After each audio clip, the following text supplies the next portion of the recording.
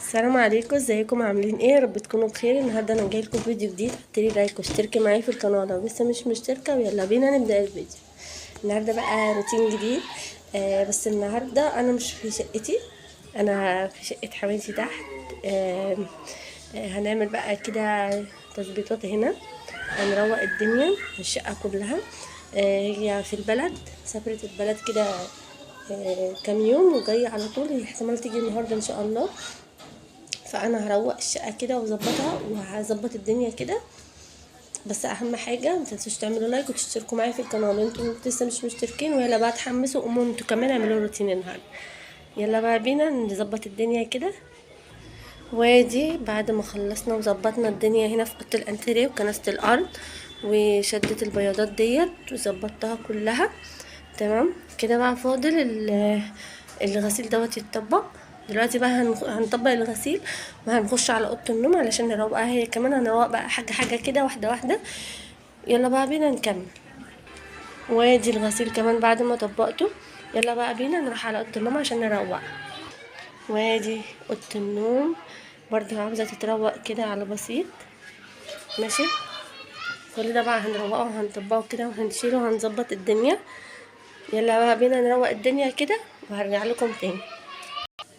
وادي كمان اوضه النوم بعد ما روقناها وظبطناها ولمعنا الخشب كمان اهو تمام. بصوا بقى وطبقنا وغيرنا الدفايه اللي كانت مفروشه، فرشنا مكانها مفرش دفايه، وطبقنا البطاطين وظبطنا الدنيا كده وكنسنا الارض وكل حاجه تمام. يلا بقى بينا نطلع على الصاله بقى ونشوف هنعمل ايه تاني بره. وادي الصالة بعد ما خلصت بقى الجزء اللي جوه، طلعت بقى للصالة كده. بصوا دي من بهدلة العيال اللي هي لو جت شافت المنظر ده هتنفخني. فبصوا احنا بقى هنروق كده. بصوا دلوقتي بقى هنشيل الدنيا كده وهنظبطها وهرجع لكم بردك تاني عشان اوريكم بقى الدنيا بعد ما اتظبطت كده وبقت حلوه وزي الفل. يلا بقى ما تابعوني، واهم حاجه لو نسيتوا تعملوا اللايك تعملوا اللايك يا جماعه، ما تنسوش تشتركوا في القناه لو انتوا لسه مش مشتركين. يلا بينا نكمل الفيديو. وادي الصاله بعد ما خلصنا وروقناها وظبطناها كده اهو، وكنسنا الارض ونفضنا بقى وظبطنا الدنيا وفرشنا المفارش دي اهو كده. احنا خلصنا جزء كبير قوي. في اوضه تانية بس انا مش هدخلها دلوقتي لان اخو خالد نايم جوه، فما ينفعش بقى نقلقه ونصحيه عشان نروقها، فحرام يعني خليه نايم. وما يصحى ان شاء الله نبقى نروقها هي كمان تمام. بالنسبه للمطبخ، المطبخ برضو انا مروقاه وكده كده. هو يعني هي امي مش موجوده فمش بنعمل فيه حاجه تمام. هي ايه الفطار بنعمله فوق في شقتي انا. فاحنا دلوقتي نعتبر خلصنا يعني جزء كبير قوي من الشقه وكده. مفيش حاجه تانية ممكن تتعمل النهارده.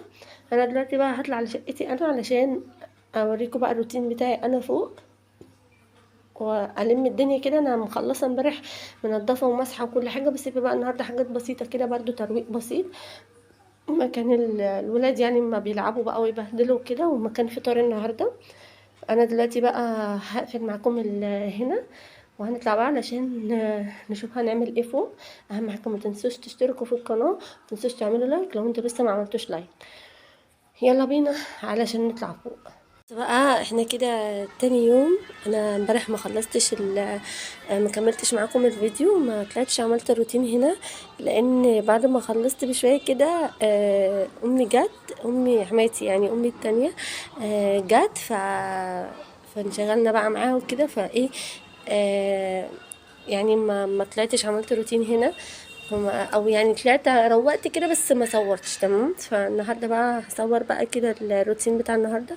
بس عايزه اقول لكم هي مش مبهدله قوي يعني، بس حاجات بسيطه هي حاجات بسيطه. ودوت غسيل انا لسه شايلاه دلوقتي حالا من على الحبل، عاوز يتطبق ويتشال في الدولاب.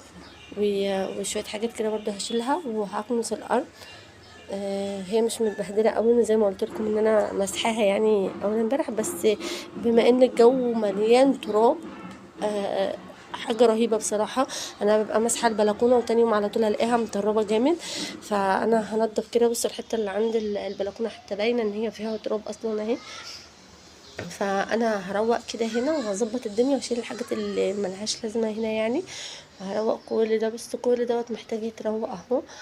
الريسبشن كله واوضه الاطفال كمان اهيت. برضو في هنا هدوم بتاعتهم عايزه تطبق وتتشال في الدولاب.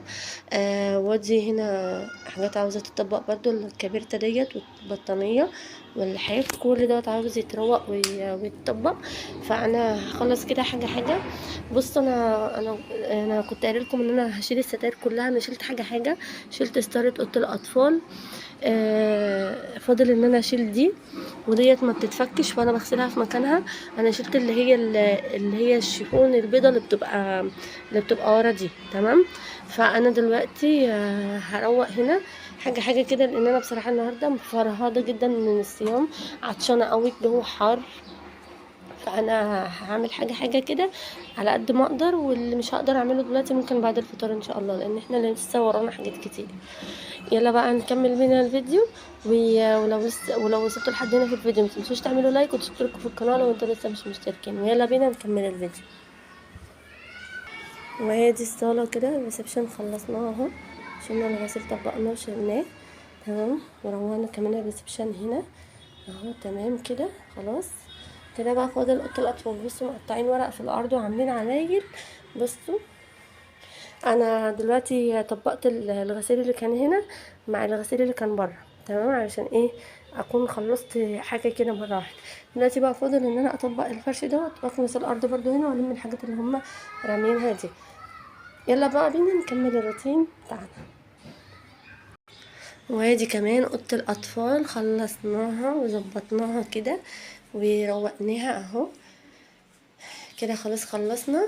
آم، كده كده بقى الروتين هيكمل في المطبخ. عايزه اقول لكم ان المطبخ فيه شويه ترويق كده، بس بصراحه انا عطشت قوي وفرهدت قوي لحد هنا وبطني مش قادره، مع اني والله اتسحرت، بس ما اعرفش عطشانه جدا جدا النهارده ليه. يمكن عشان الجو حر، يمكن عشان اتحركت كتير يعني وكده، فعشان كده عطشت.